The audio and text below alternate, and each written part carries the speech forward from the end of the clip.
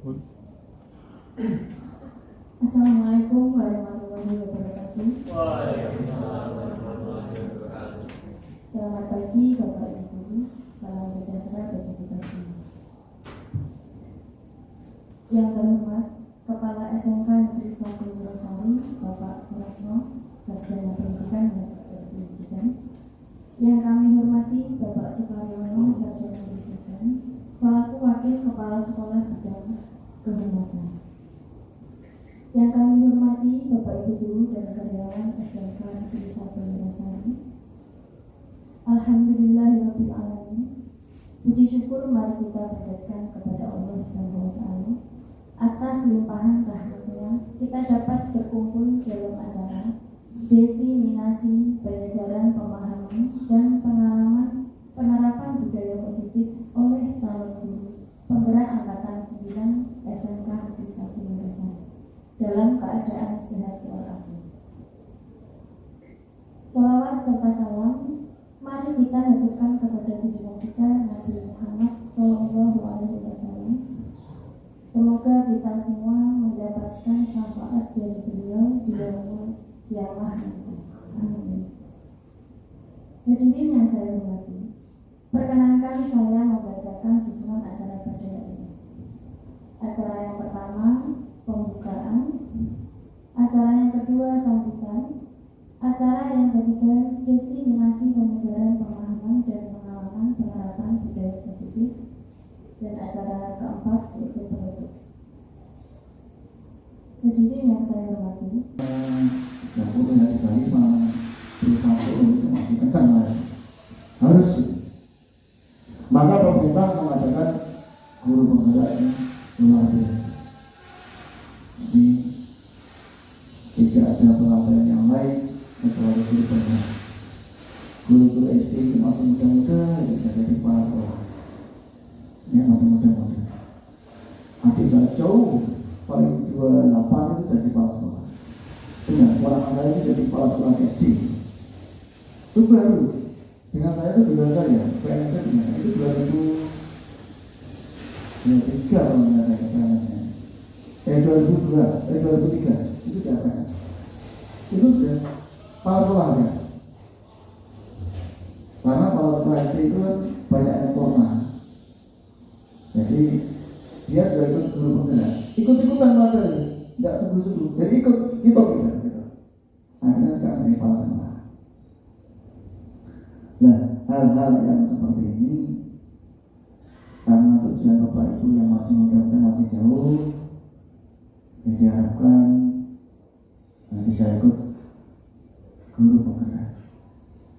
Di sana banyak ilmunya, baik manajerialnya banyak, kualifikasinya banyak. Jadi tidak diajari semua. Manajerial apa nih? Yang kepemimpinan. Seperti saya dulu itu suatu minggu melalui Pak Ratno di Jogja itu, bintangnya manajerial, bintang manajerial kepala sekolah. Pada saya ada kepala sekolah. Ya yang negeri semua itu se-Jawa Tengah, DIY dan Bali itu yang negeri itu tidak boleh keluar kepala sekolah.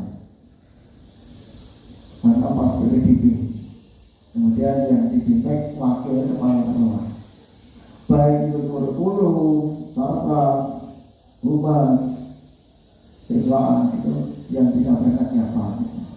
Saya banyak ketemu di sana itu yang negeri itu warga semua, yang besar kepala sekolah semua. Ada 320 orang kepala sekolah yang tidak itu yang dari negeri Jawa Tengah kok kan. Kepala sekolah negeri SMK se-Jawa Tengah itu tidak boleh keluar dari sekolah. Itu boleh oleh wakil kepala sekolah. Yang Bali dan Jogja boleh kepala sekolah. Akhirnya ada banyak pengalaman, banyak hikmah yang saya ambil dari sana, terutama ketemu kepala sekolah.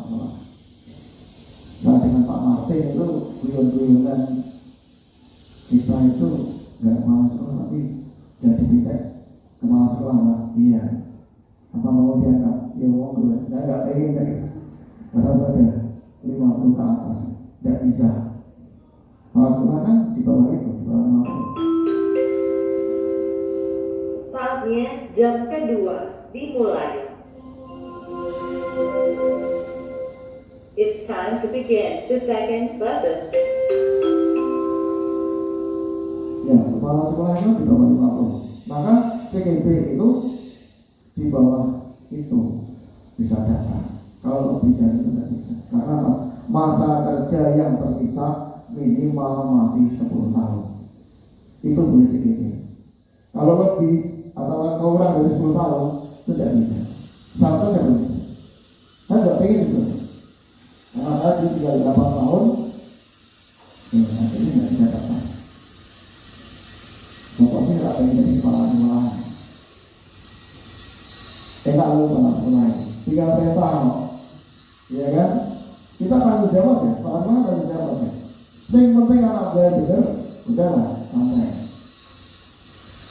Jadi yang masing-masing muda bisa bekerja dan bisa menggerakkan ketika nanti panjenengan lolos jadi guru pembina.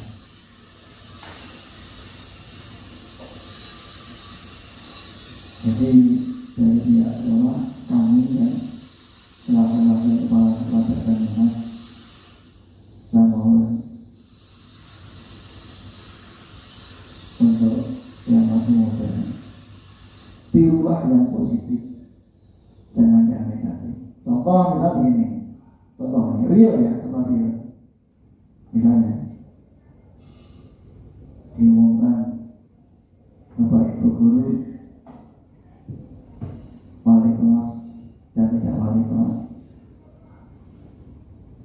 segera menuju ke lapangan ikut upacara STP 2K di belakang siswa. Ketika diumumkan seperti itu, susahnya minta ampun. Mana guru? Padahal dia itu 99 plus karyawan.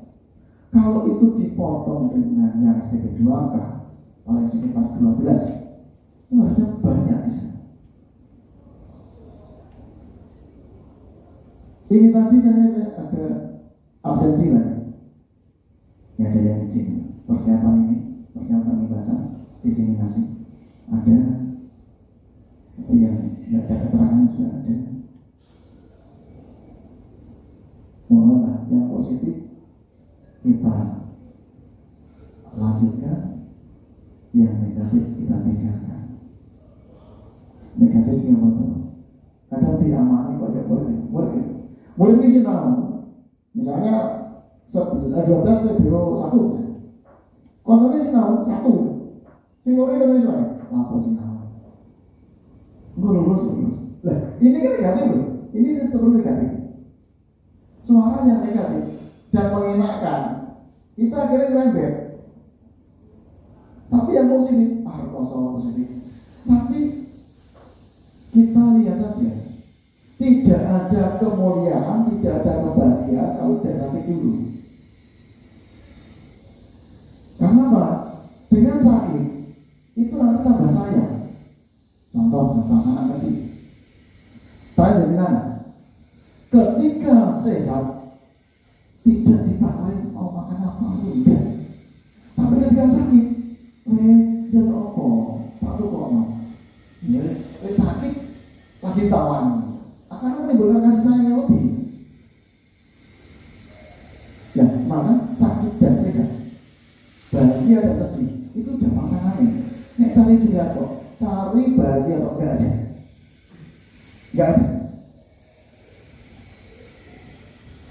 Maka kadang ada slogan berakhir-akhir dulu berkata itu benar, luar biasa itu benar.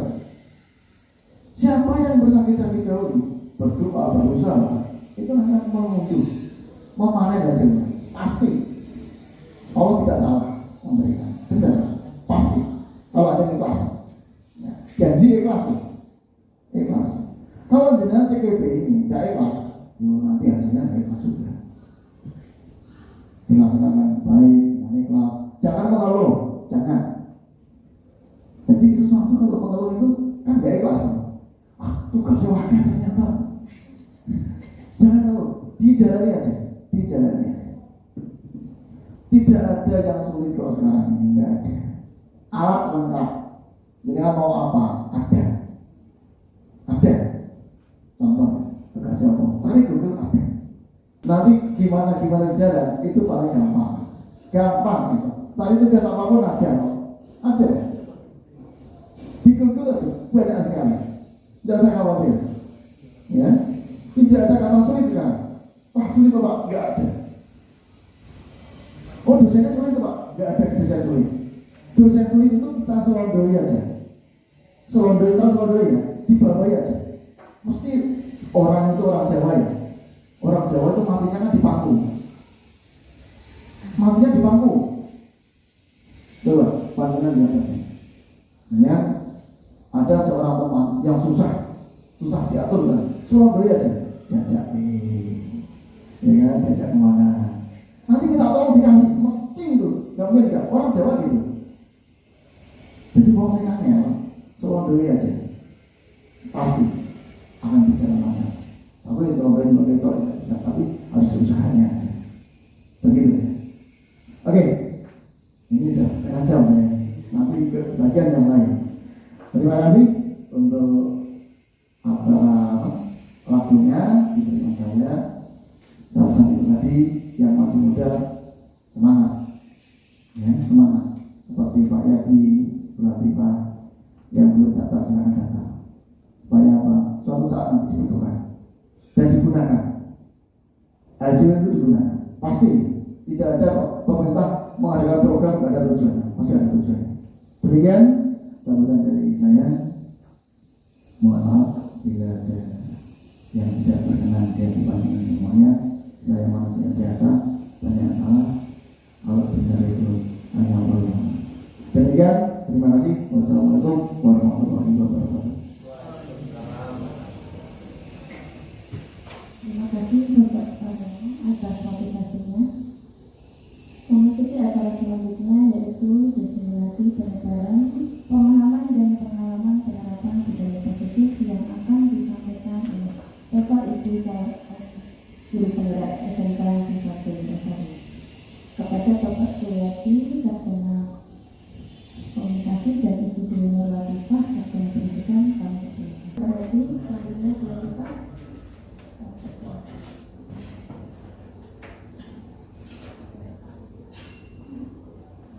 Sebelumnya Assalamualaikum warahmatullahi wabarakatuh. Waalaikumsalam.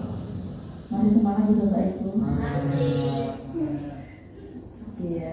Terima kasih atas waktu yang telah diberikan kepada saya. Ini sesi selanjutnya saya melanjutkan materi yang telah disampaikan Pak Yadi. Sebelumnya saya berterima kasih kepada Bapak Ibu semua telah menyempatkan waktunya yang sangat berharga. Apalagi yang ada jam ya. Tapi sudah menyempatkan waktu untuk hadir di acara kami, yaitu diseminasi penyebaran pemahaman budaya positif di sekolah. Hari ini kita belajar bersama Bapak Ibu.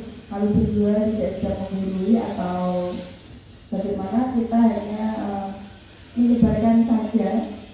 Kita sharing bersama, kita berdiskusi bagaimana kita bisa membentuk atau menjalankan budaya positif di sekolah kita. Baik, untuk materi selanjutnya adalah kebutuhan dasar manusia. Sebelumnya saya ingin mengulas tadi materi tentang paradigma belajar dengan paradigma baru ya. Jadi untuk saat ini kita sudah belajar menggunakan paradigma baru yang benar-benar dirancang untuk siswa kita, yaitu dengan pembelajaran yang berdiferensiasi. Ketika saya mengatakan berdiferensiasi, apa yang ada di benak Bapak Ibu semua? Iya, keanekaragaman. Lalu dari kata different ya? Berbeda. Nah, selama ini kita melakukan pembelajaran itu masih secara klasikal ya. Kita menganggap anak itu sama. Ya, sama, intinya anak harus bisa mengikuti saya, mengikuti guru. Kalau nggak bisa kita marah seperti itu. Nah, padahal setiap anak memiliki tadi yang sudah disampaikan kodrat alam dan kodrat zaman masing-masing. Kita tidak bisa memaksakan hal itu Bapak Ibu. Jadi tugas kita itu untuk bagaimana kita mencari, kita menganalisis kebutuhan dasar anak itu. Misalkan dia sukanya itu butuhnya itu belajar yang memakai media pembelajaran yang lucu-lucu atau hanya diterangkan saja, itu berbeda perlakuannya. Nah, itulah tujuan pembelajaran yang berdiferensiasi untuk mewujudkan profil pelajar Pancasila. Coba Bapak Ibu, dimensi profil pelajar Pancasila ada 6. Ya.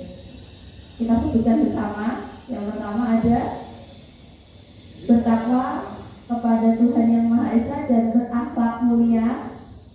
Selanjutnya gotong royong, mandiri, bernalar kritis, kemudian kreatif, dan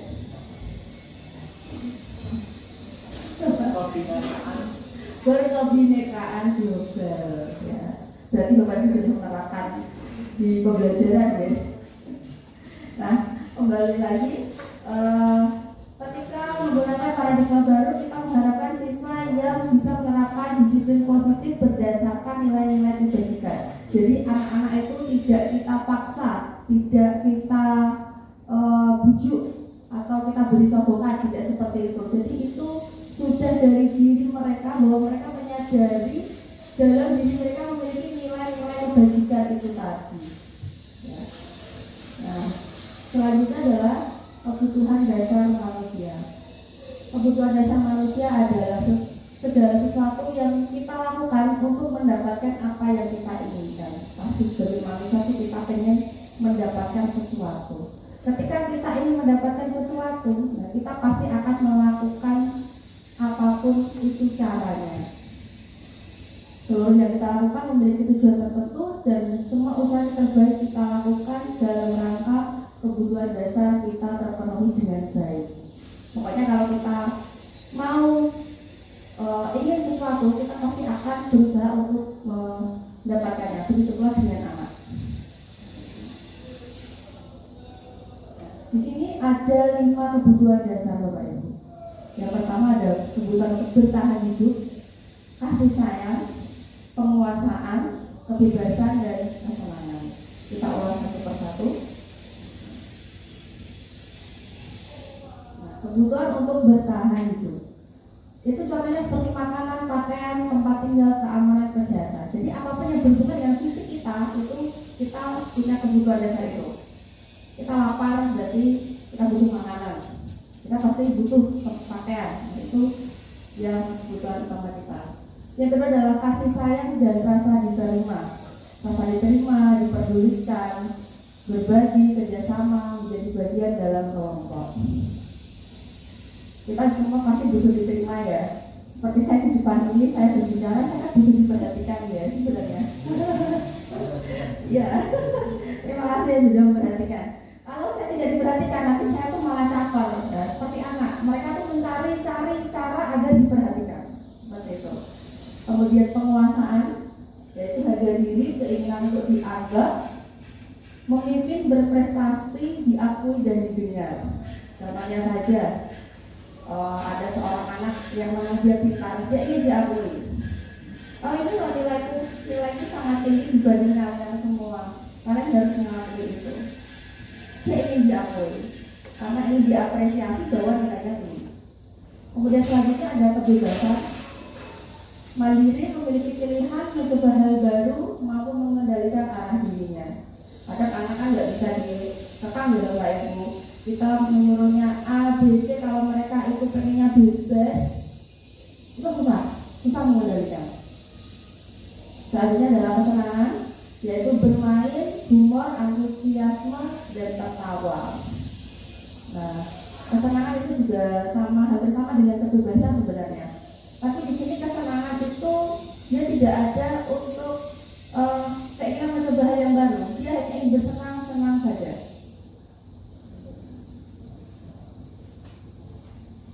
Nah, kebutuhan dasar tadi inilah yang mendasari adanya motivasi perilaku manusia.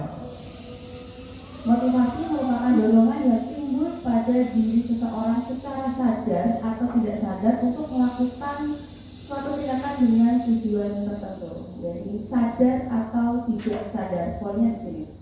Ada tiga motivasi yang bisa mempengaruhi perilaku manusia. Yang pertama adalah menghindari ketidaknyamanan dan hukuman. Biasanya murid ini melakukan disiplin diri karena dia takut dihukum.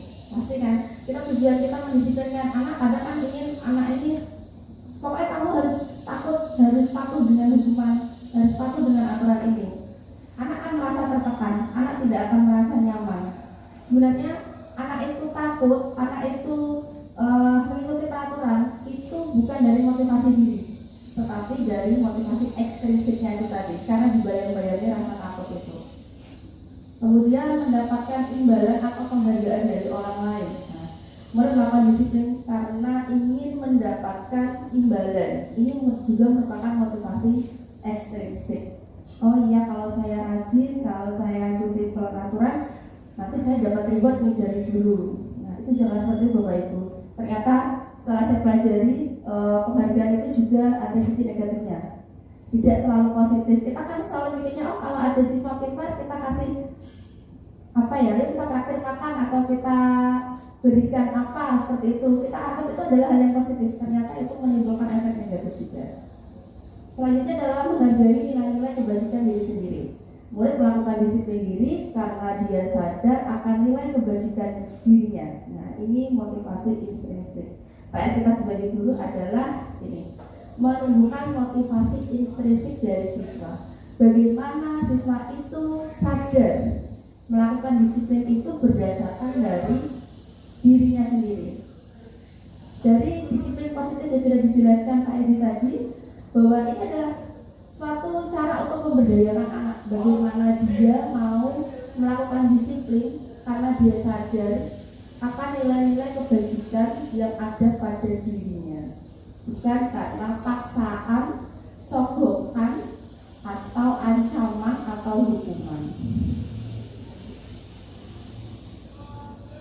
Berbicara mengenai disiplin, kita pasti mengenal yang namanya hukuman konsekuensi. Nah, ini untuk istilah baru itu restitusi Bapak Ibu. Kita pasti semua pernah menerapkan ya di belajaran kita, atau Bapak Ibu yang tergabung dalam STP sudah tidak asing dengan kata-kata hukuman, kemudian konsekuensi. Pokoknya kamu nggak pakai studi tentang hukum, lah itu pasti. Kita bedakan dulu di sini. Untuk hukuman itu tidak terencana atau tiba-tiba, spontan. Kalau hukuman biasanya spontan ya. Kakaknya gak garap tugas, tak lari lapangan 10 kali, spontan tanpa ada kesepakatan. Kemudian murid tidak tahu apa yang akan terjadi atau tidak dilibatkan. Bersifat satu arah karena yang menentukan hukuman adalah guru. Kemudian berupa hukuman fisik atau psikis. Betul atau tidak? Ya. Kemudian konsekuensi. Nah, kalau konsekuensi ini lebih mending terencana atau disepakati sesuai peraturan. Jadi anak memang dilibatkan. Kalau saya berbuat seperti ini, maka konsekuensinya seperti ini. Kemudian tapi murid merasa tetap tidak nyaman. Kemudian sikap guru selalu memonitor murid. Contohnya begitu Bapak Ibu. Misalkan ada anak yang menumpahkan air di buku temannya, kemudian sampai beredar ke bawah. Nah, kalau kita melihat hal itu, apa yang akan kita ucapkan? Bersihkan. Ayo cepat bersihkan. Nah, anak kan merasa tidak nyaman. Padahal dia itu punya inisiatif sendiri. Mungkin, oh iya, belum saya membersihkan, saya mau minta maaf dulu sama yang tak tumpahin tadi. Tetapi kalau konsekuensi tidak, kita langsung memberikan konsekuensi terhadap apa yang dilakukannya tadi. Jadi anak tidak ada waktu untuk berpikir.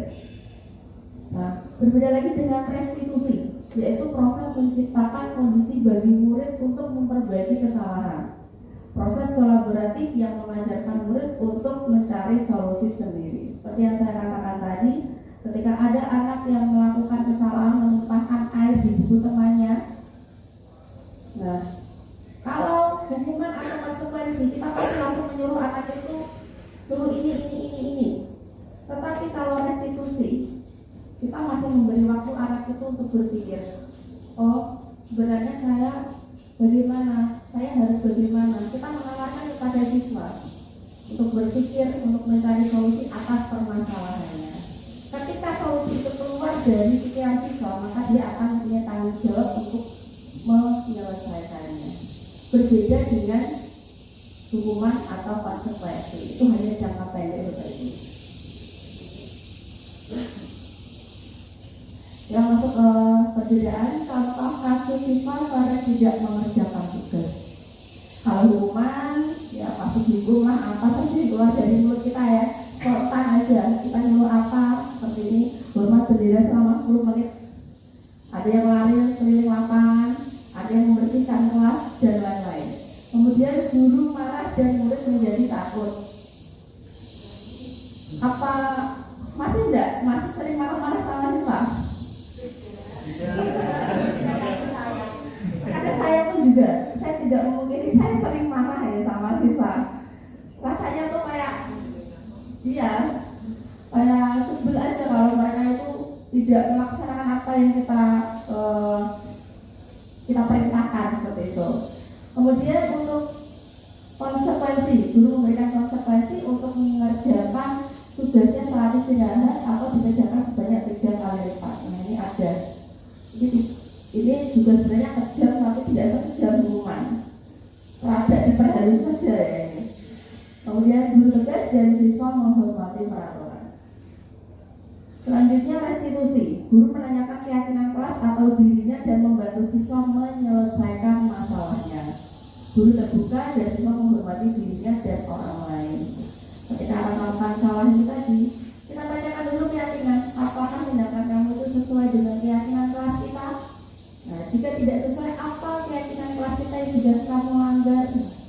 Setelah itu kita tanyakan, apa yang bisa kamu lakukan untuk memperbaiki hal ini? Jadi kita tawarkan pada siswa. Nanti solusi itu akan muncul dari siswa, bukan dari kita. Karena yang bisa mengontrol tadi, menurut teori kontrol, mengontrol diri adalah diri sendiri.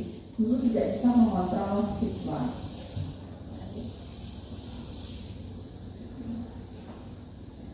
Nah ini Bapak Ibu, konsep disiplin dengan identitas gagal.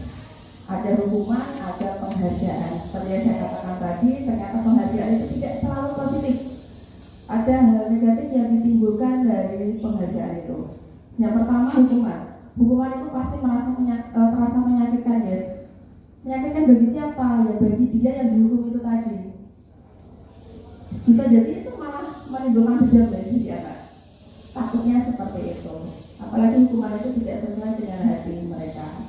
Kemudian tidak nyaman, pasti anak tidak nyaman. Murid takut, kemudian memaksa. Berarti kan murid harus mengikuti hukuman karena dia melakukan kesalahan. Kemudian murid menyembunyikan kesalahan.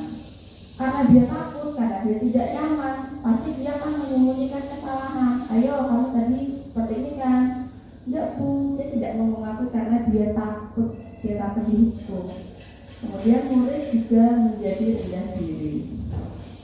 Nah sekarang penghargaan ternyata tidak efektif, kemudian merusak hubungan atau sifat iri. Jadi ada anak yang itu saja mendapatkan penghargaan, sedangkan ada yang tidak mendapat.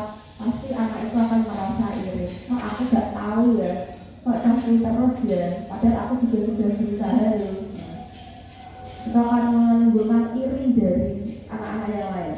Kemudian mematikan kreativitas.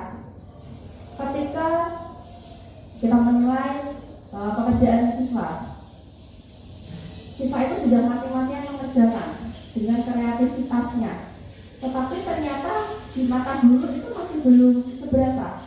Akhirnya anak tersebut merasa rendah diri. Ngapain saya mengerjakan susah-susah?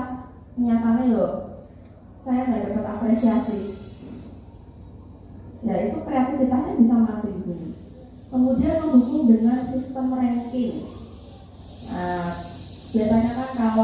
kalian rapot atau apa itu tidak bisa dapat hadiah. Nah, yang tidak dapat pasti kan berkecil hati. Kapan ya saya dapat hadiah seperti mereka? Kemudian merampas dan menghargai dirinya. Nah, ini sudah bahaya.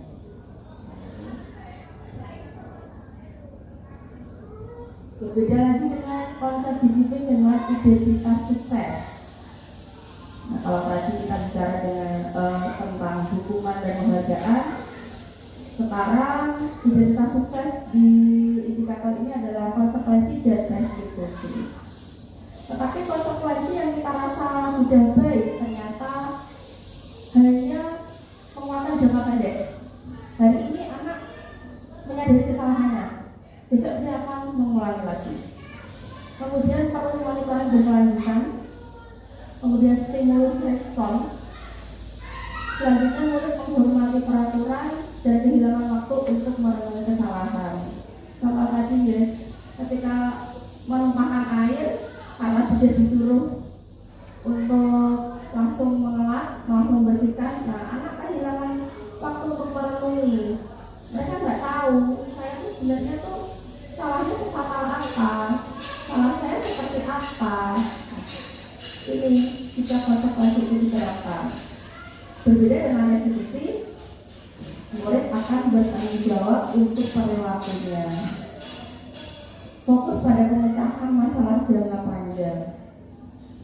Karena solusinya keluar dari dirinya sendiri, maka dia punya tanggung jawab untuk mengubah perilakunya. Kemudian murid menghormati dirinya dan orang lain.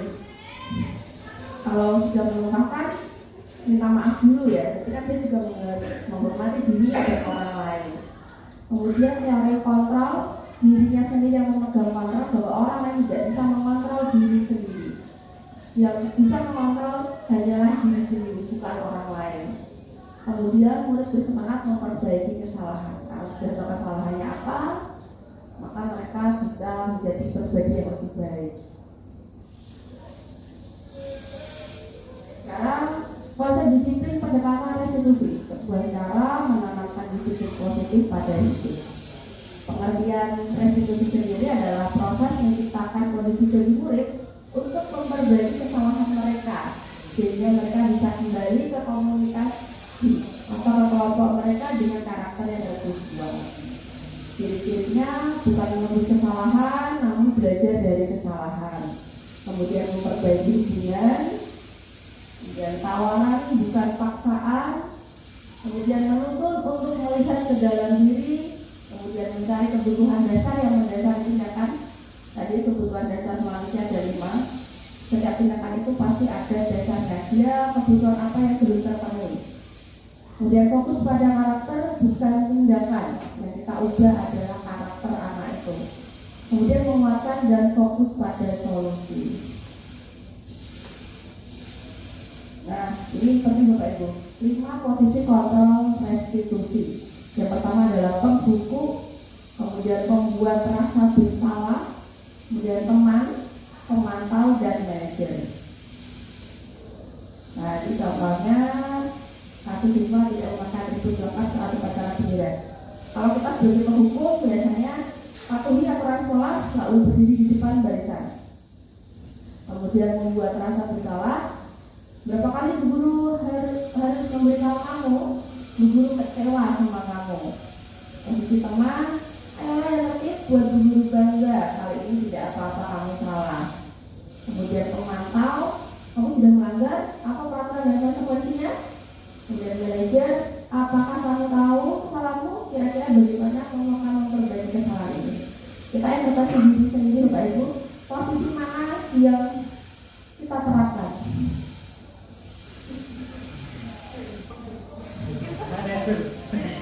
Ayo, benar, manajer. Coba kita introspeksi diri. Mungkin Pak Arya ada di posisi mana, Pak? Satu, Pak. Satu. Jujur saja ya, ini tidak apa-apa. Kalau saya seringnya penghukum. Ya, misalkan ada siswa tidak memakai atribut lengkap saat upacara. Posisi Pak Arya itu biasanya apa jadi gimana Pak? Kalau hukum ya Pak ya? Iya, pasti kita langsung menghukum anak tersebut ya. Iya, saya juga Pak. Itu karena alasannya apa? Alasannya ditahu dulu kan? Jadi dia tahu siapa orangnya. Ya, kalau aturan. Coba, coba Pak Wahyu. Jujur Pak ya, posisi mana Pak? Manajer. Berarti sudah menerapkan restitusi ya Pak ya? Posisi manajer. Nah ini hebat sekali Pak Wahyu. Iya, luar biasa. Kalau Pak Teguh mungkin di posisi apa Pak? Kalau saya standar aja, hukum gitu ya.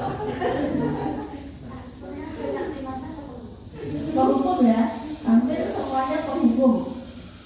Adakah yang membuat rasa bersalah? Ada. Tergantung situasinya.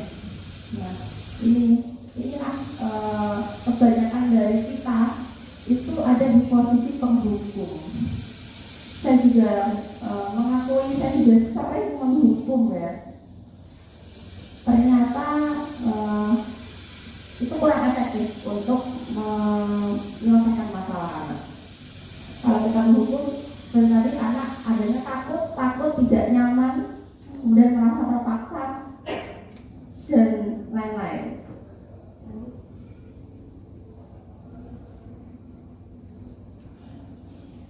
Nah, sebelum memasuki keyakinan kelas, itu tadi ketika kita ingin melakukan restitusi, sebaiknya kita melakukan keyakinan kelas dulu di kelas kita masing-masing atau keyakinan sekolah. Karena apa? Karena nanti ketika keyakinan itu dilanggar, nah itu anak nanti yang akan mencari solusinya sendiri, bukan dari kita. Mengapa keyakinan? Mengapa tidak peraturan? Nah, seperti tadi Pak Rio mengatakan bahwa ya anak itu harus dihukum karena sudah melanggar peraturan. Ya, memang realitanya seperti itu. Nah, di sini kita menggunakan kata-kata keyakinan. Mengapa keyakinan? Mengapa tidak peraturan? Ini ada ilustrasi, Bapak Ibu. Mengapa kita memiliki peraturan tentang penggunaan helm pada saat mengendarai kendaraan roda 2 atau motor? Yang kedua, mengapa kita memiliki peraturan tentang penggunaan masker dan mencuci tangan setiap saat? Coba Bapak Ibu bayangkan, ketika tidak ada peraturan menggunakan helm, apakah kita menggunakan helm ketika berkendara?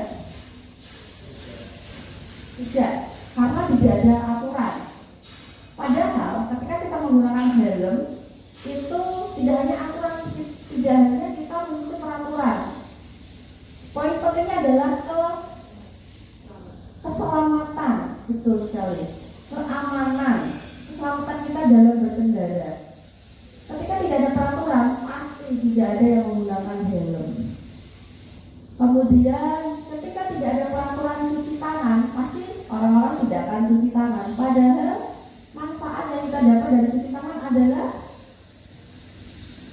dari sisi kesehatan ya. Virus tidak mudah menyebar, kita tidak mudah terkena penyakit. Nah itu apalagi flu, apalagi dulu COVID itu, makanya ada peraturan mencuci tangan. Nah inilah perbedaan dari keyakinan dan peraturan. Ketika peraturan itu tidak ada, maka orang tidak akan melakukannya. Berbeda dengan keyakinan. Jika kita sudah meyakini hal itu, sudah meyakini, menyepakati nilai-nilai kebajikan itu, maka kita akan melakukannya walaupun tidak ada aturannya. Kemudian bagaimana pembentukan keyakinan kelas? Yang pertama, keyakinan itu lebih abstrak dari peraturan dan berupa pernyataan universal yang bisa dipahami oleh semua. Kemudian dibuat dalam bentuk positif. Seperti apa? Misalkan kalau peraturan kan dilarang membuang sampah sembarangan. Jadi kita ubah kalimatnya, saling menjaga kebersihan. Kemudian dilarang mencontek waktu ulangan. Kita ubah kalimat yang menjadi jujur saat pembelajaran. Dilarang membuli. Jadi bisa kita ubah saling menghargai. Kemudian sedikit saja agar mudah diingat sesuai dengan kondisi kelas dan sekolah agar mudah diterapkan. Jadi kan kondisi kelas atau sekolah itu tidak sama ya. Jadi kita kalau keyakinan itu disesuaikan. Jadi tidak menyamaratakan. Dan semua warga kelas atau sekolah dilibatkan saat membuat. Jadi dua arah ya. Semua siswa dilibatkan dalam membuat. Jadi tidak hanya keputusan guru saja. Di sini adalah contoh ya. Kemarin saya sudah melakukan pembuatan keyakinan kelas dengan anak wali saya. Yang pertama saya menyampaikan konsepnya seperti apa, kemudian berdiskusi tentang peraturan. Nah, peraturan itu tadi yang kita rumuskan menjadi sebuah keyakinan. Anak itu pengennya apa, di kelas itu biar nyaman itu seperti apa. Kita diskusikan bersama di situ. Misalkan tidak boleh ini. Ya, semua saya beri kesempatan, kita beri kesempatan semuanya untuk bersuara, untuk mengungkapkan apa yang diinginkan supaya kelas itu nyaman. Kemudian ketika semuanya sudah menyuarakan keinginannya, tugas guru adalah menyeleksi. Biasanya kan ada yang sama itu keinginannya. Kita seleksi mana poin-poin penting yang bisa diterapkan di kelas kita yang sudah disepakati.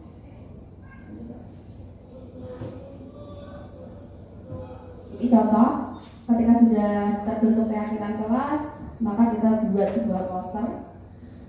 Kemarin saya mendapatkan 8 untuk keyakinan kelas. Jadi disiplin waktu, belajar dengan antusias, semangat dan percaya diri, dengan saling menjaga kebersihan, saling menghormati sesama, saling membantu dan bekerja sama, kemudian menghargai guru atau teman yang sedang berbicara, selalu menerapkan 5S, senyum, sapa, salam, sopan, santun, kemudian gemar membaca dan menulis sebagai budaya literasi. Kalau sudah disepakati kan enak Bapak Ibu. Nanti kalau anak melanggar kan kita tinggal tanyakan, nah kemarin keyakinan kelasnya bagaimana? Tindakan kamu sudah sesuai belum dengan keyakinan kelas yang kita buat? Nah, anak nanti pasti akan ingatnya ke sana. Anak bisa, oh iya ternyata apa yang saya lakukan itu tidak sesuai dengan keyakinan kelas yang sudah kita sepakati. Memasuki materi selanjutnya segitiga restitusi, suatu proses dialog yang dijalankan oleh guru agar dapat menghasilkan murid yang mandiri dan bertanggung jawab. Restitusi itu ada 3 langkah ya. Yang pertama adalah menstabilkan identitas. Kita semua akan melakukan hal terbaik yang bisa kita lakukan. Kita buat anak nyaman terlebih dahulu ketika anak itu berbuat salah. Kemudian validasi tindakan yang salah, karena semua perilaku memiliki alasan. Dan yang terakhir menanyakan keyakinan. Kita semua memiliki motivasi internal yang mendasari kita melakukan hal tersebut. Untuk langkah menstabilkan identitas ini berdasarkan prinsip membuat kesalahan adalah bagian dari proses pembelajaran. Kalimat-kalimat yang bisa digunakan seperti ini Bapak Ibu. Berbuat salah itu wajar. Tidak ada manusia yang sempurna. Bapak Ibu juga pernah melakukan itu. Ibu atau bapak tidak mau mencari siapa yang salah, tapi ibu atau bapak ingin mencari solusi dari permasalahan ini. Kemudian kamu berhak merasa begitu. Selama ini kita pasti langsung menjudge siswa ya. Ayo, kamu salah loh. Kamu kemarin ini loh. Kita tidak menggunakan kalimat-kalimat yang membuat mereka nyaman untuk mengakui kesalahan mereka. Pasti orang-orang langsung, ya itu tadi disebutkan anak. Padahal itu kurang efektif. Karena kita tadi di posisi penghukum, maunya kita sudah hukum aja gitu. Selanjutnya adalah validasi tindakan yang salah. Berdasarkan prinsip berupaya memenuhi suatu kebutuhan tertentu. Nah, kita tanyakan pelan-pelan, kamu pasti punya alasan mengapa melakukan itu. Nah, kemudian padahal kamu bisa melakukan yang lebih buruk dari ini ya. Kamu patut bangga karena telah melindungi sesuatu yang penting buatmu, dan kamu melakukannya karena mempertahankan sesuatu yang penting bagimu. Ketika kita mau anak mengakui kesalahannya, kita jangan menjudge dulu, kita jangan langsung menyudutkan. Saatnya jam keempat dimulai.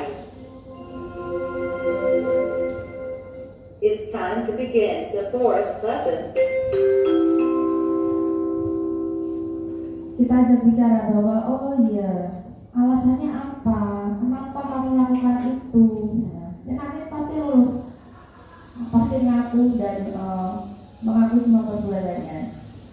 Yang terakhir adalah menanyakan keyakinan berdasarkan prinsip teori kontrol bahwa pada dasarnya kita termotivasi secara intrinsik. Nah, tadi kita melakukan itu dari motivasi intrinsik sendiri sebenarnya, bukan dari orang lain. Contoh kalimat yang bisa kita gunakan adalah apa keyakinan kelas kita, nilai-nilai apa yang telah disepakati bersama, kemudian seperti apa gambaran sebuah kelas yang ideal menurut kamu, kemudian kamu ingin menjadi orang yang seperti apa yang bisa kamu lakukan untuk memperbaiki kesalahan ini. Nah, itu perlu kita terapkan ke anak. Jadi nanti solusi keluar dari anak sendiri, bukan kita yang menentukan. Kita nggak usah pusing-pusing Bapak Ibu. Biasanya kita mencari solusi, oh kamu setelah ini. Sekarang setelah adanya restitusi, biar anak yang berpikir. Gitu. Nah, ini ada contoh penerapan restitusi dari saya. Kasusnya itu anak sering datang terlambat.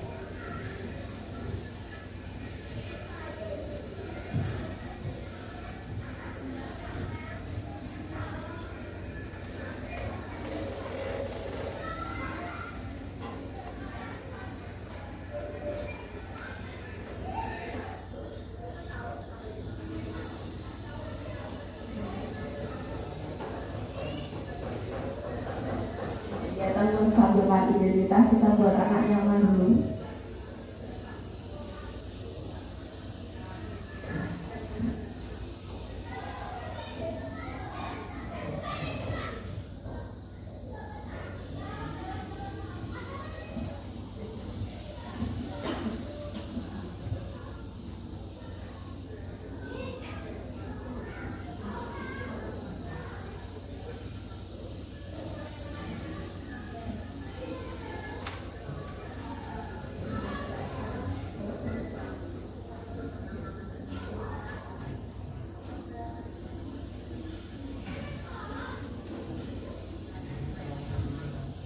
Guru mengatakan bahwa kita di sini tidak sedang mencari siapa yang salah, tetapi mencari solusi dari permasalahan ini.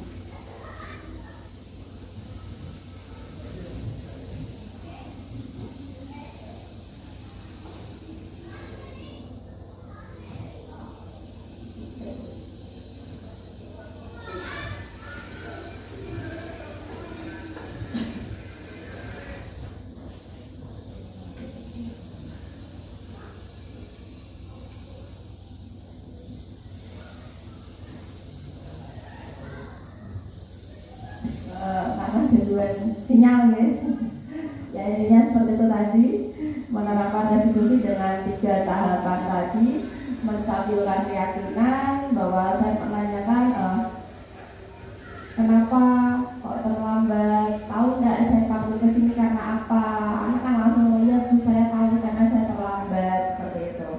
Dan saya menstabilkan identitas dengan ya setiap manusia pasti pernah melakukan kesalahan, itu manusiawi.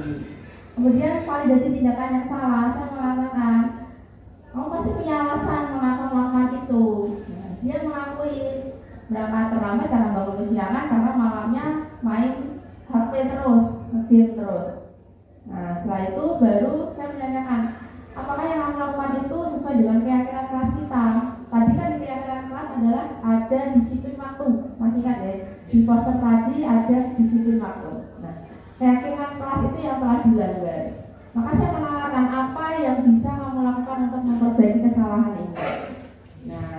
siswa mencari solusi sendiri bahwa oh setelah ini saya akan bangun lebih pagi. Jadi dari siswa sendiri gitu Pak Ibu ya, mencari solusi. Nah itu tadi Bapak Ibu yang bisa saya sampaikan. Nah di sini kita simpulkan dalam penerapan program disiplin positif, hendaknya guru memiliki standar kepribadian profesional dan sosial yang baik, di mana guru mampu berefleksi pada posisi kontrolnya saat ini, bagaimana perjalanan dirinya sebagai seorang among atau posisi manajer yang menuntut murid-murid menjadi insan yang mandiri, merdeka, dan bertanggung jawab. Kesimpulannya, posisi kontrol apa Bapak Ibu yang paling baik yang bisa kita terapkan?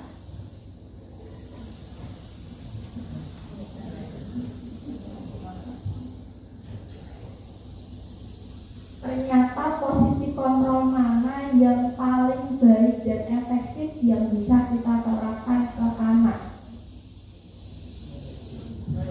Manajer, ya.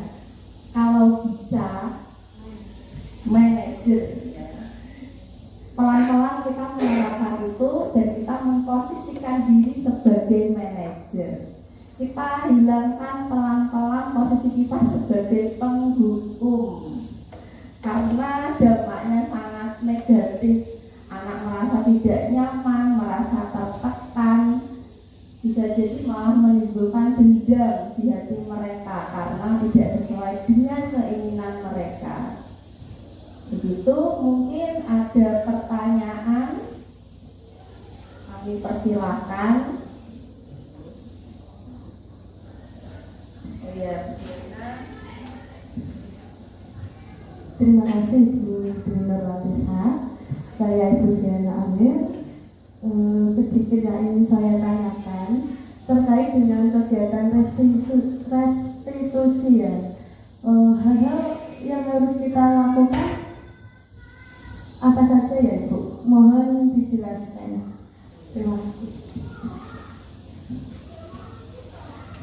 Terima kasih atas pertanyaannya, langsung saya jawab ya. Untuk restitusi tadi sudah saya jelaskan ada 3 langkahnya, yaitu menstabilkan identitas, kemudian memvalidasi tindakan yang salah, dan yang terakhir adalah menanyakan keyakinan.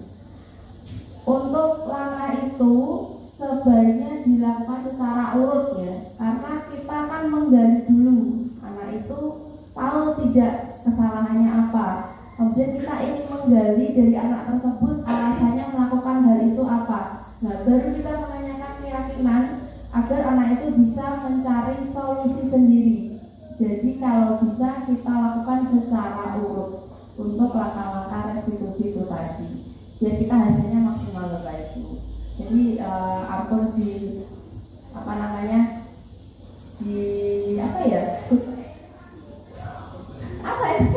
saya lupa.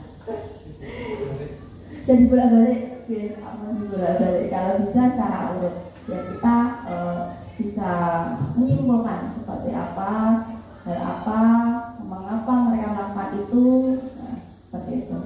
Begitu Bu Jana. Terima kasih. Ada lagi mungkin pertanyaan?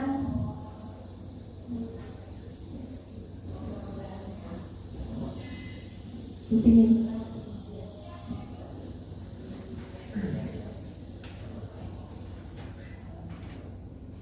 Saya Bu Sulistiani ingin bertanya, misal ada anak yang ramai sendiri ketika pembelajaran, kira-kira kebutuhan dasar apa dari anak tersebut yang ingin dicapai?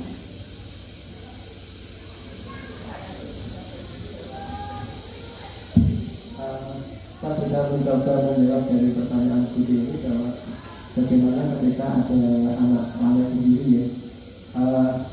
Mungkin 5 hal kebutuhan dasar manusia adalah salah satunya adalah kasih sayang. Mungkin kemudian ada perhatian. Jadi bisa jadi anak tersebut keinginan atau kurang kasih sayang dari bapak ibu guru, ingin mendapatkan perhatian dari bapak ibu guru. Mungkin seperti itu.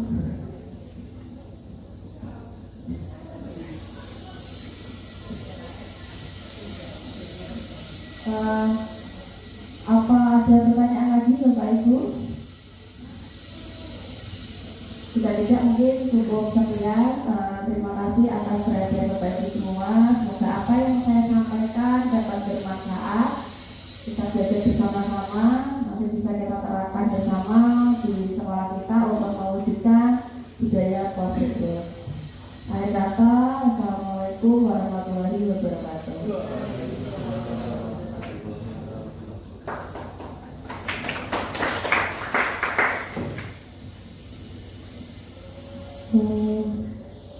Demikian acara yang sudah kita laksanakan dengan materi yang sangat luar biasa ya Bapak Ibu.